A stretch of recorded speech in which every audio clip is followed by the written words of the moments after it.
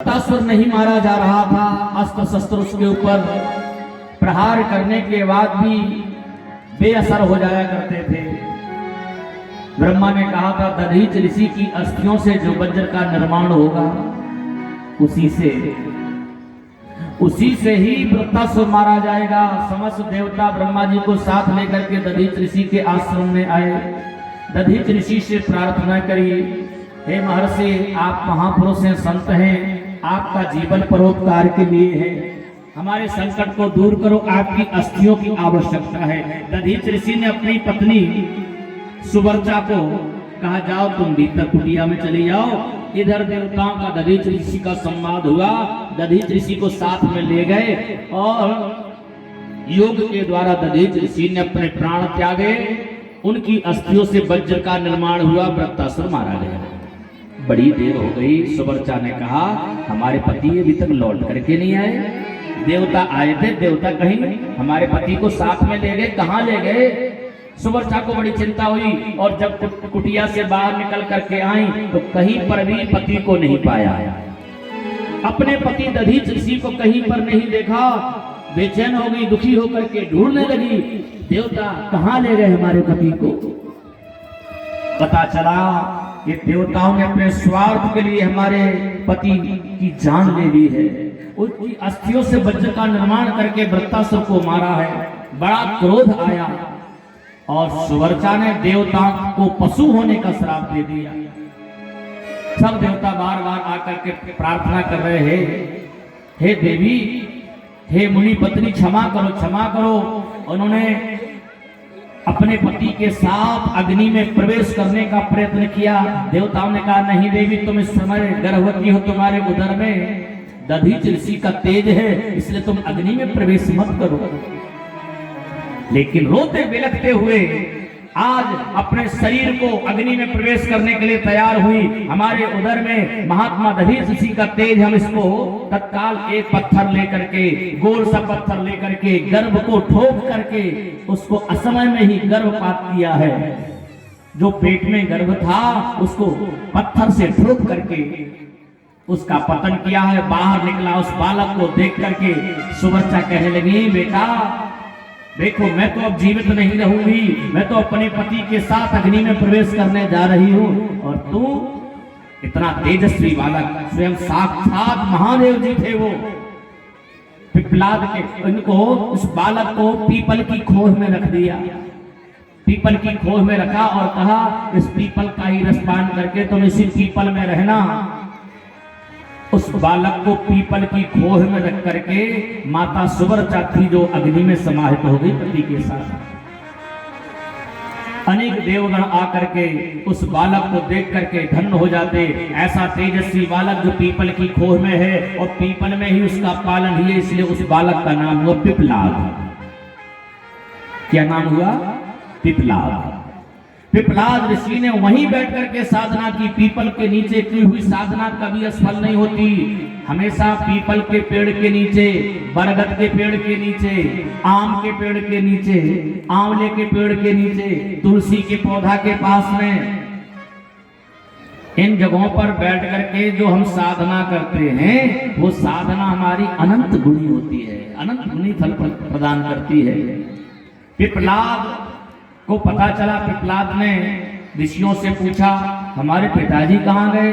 बोले शांत हो गए, शरीर छोड़ करके चले गए हैं भगवत धाम को। ऐसा क्यों हुआ? बोले शनि की पीड़ा आई, शनि का प्रकोप आया। ध्यान से सुनिएगा, शनि का प्रकोप था, शनि की 7.5 अड़ैया रहा होगा, इसलिए दधीच ऋषि समाप्त हो गए। बड़ा क्रोध आया पिपलाद ऋषि को। तत्काल उन्होंने अपनी तपस्या से शनि देव को शनि लोक से उल्टे मुंह गिरा दिया। शनि कांपता हुआ और भस्म होने वाला था। शनि हाथ जोड़ करके खड़ा होगा। शनि कहने लगा, महाराज क्षमा करो, ये तो उस विधाता की बनाई हुई विधि का विधान ही है, जो उन्होंने संविधान बनाया उसके अनुसार ही सब कुछ होता है। कोई किसी को मारता नहीं है तो दोषी हम बन जाते हैं। तो कहते हैं पिपलाद ऋषि ने शनिदेव से कहा, सुनो शनिदेव, आज के बाद तुम कभी भी किसी भी जन्मजात बालक के ऊपर अपना प्रकोप नहीं दिखाओगे। 16 वर्ष तक शनि का प्रभाव नहीं होता है किसी के ऊपर। कितने वर्ष तक? छोटे बच्चों को शनि का कोई प्रभाव नहीं। प्रहलाद ऋषि ने शनि से पहले कह दिया था कि आज के बाद कान खोल करके सुन लो, जैसा मेरे ऊपर तुमने प्रकोप किया था ऐसा अब कभी भी जन्म से लेकर के 16 वर्ष तक शनि का प्रभाव नहीं होगा। 16 वर्ष के बाद में शनि का प्रभाव होता है। इसलिए कहते हैं गाधी, कौशिक और पिपलाद, इन 3 ऋषियों का नाम लेने से सड़ी पीड़ा खत्म हो जाती है। यदि शनि की 7.5 चल रही हो, शनि की अढ़िया चल रही हो, शनि की महादशा चल रही हो, तो गाधी, कौशिक और पिपलाद, इन तीनों ऋषियों का नाम लेने से शनि की पीड़ा शांत हो जाती है। शनि का पीपल के पेड़ की आराधना, पीपल के पेड़ में शनिवार के दिन जल चढ़ाना, शनिवार को पीपल की परिक्रमा करना, उसमें धागा रक्षा सूत्र बांधना और पीपल के नीचे आटा या चीनी, शक्कर के दाने डालने से शनि की पीड़ा दूर होती है। और शनि के पेड़ में लक्ष्मी का वास होता है शनिवार के दिन। बाकी दिनों में दरिद्रा निवास करती है, दरिद्रा का वास होता है। और शनिवार के दिन, प्रत्येक शनिवार को लक्ष्मी जी पीपल में आती हैं। क्यों आती हैं? क्योंकि एक बार लक्ष्मी की जो बड़ी बहन है जिनका नाम है दरिद्रा देवी, लक्ष्मी जी भी समुद्र से निकली और दरिद्रा का जन्म भी समुद्र से हुआ। दरिद्रा पहले निकली थी इसलिए बड़ी बहन है लक्ष्मी की। लक्ष्मी का विवाह हो गया श्री हरिनारायण के साथ, बड़े घर में पहुंच गई है। लक्ष्मी बड़े घर में पहुंची, संपन्न घर था, हर तरह से सुखी थी लक्ष्मी, लेकिन बड़ी बहन का विवाह ही नहीं हुआ। अब बड़ी बहन बार बार दीदी अपनी छोटी बहन को कह रही, देखो दीदी बैठी रहेगी, तुमने विवाह कर लिया, हमारा भी कहीं विवाह करो, हमारी भी व्यवस्था करो कहीं। अब दरिद्रा के साथ में कौन विवाह करेगा? कोई करेगा दरिद्रा के साथ विवाह? जो देखने में कुरूप है और जहां पहुंच जाए तो बनता ढार कर दे, सबका बना बनाया उजड़ जाए। जहां दरिद्रा आ जाए, जहां दरिद्रा का वास हो जाए, बताओ वहां सुख शांति होगी, वहां कहीं सुख चैन होगा? कौन चाहता कि हमारे घर में दरिद्रा आवे? तो दरिद्रा के साथ में विवाह करने के लिए कोई तैयार ना हो। तो फिर लक्ष्मी ने कहा, बहन चिंता मत करो, हम खोजते हैं कोई तुम्हारे लायक वर। एक बेचारे पंडित जी सीधे साधे, बहुत ही सीधे साधे पंडित जी अपनी पोटरी लादे हुए चले जा रहे थे, पसीना पसीना। बोले महाराज राम राम, राम राम, कहाँ जा रहे?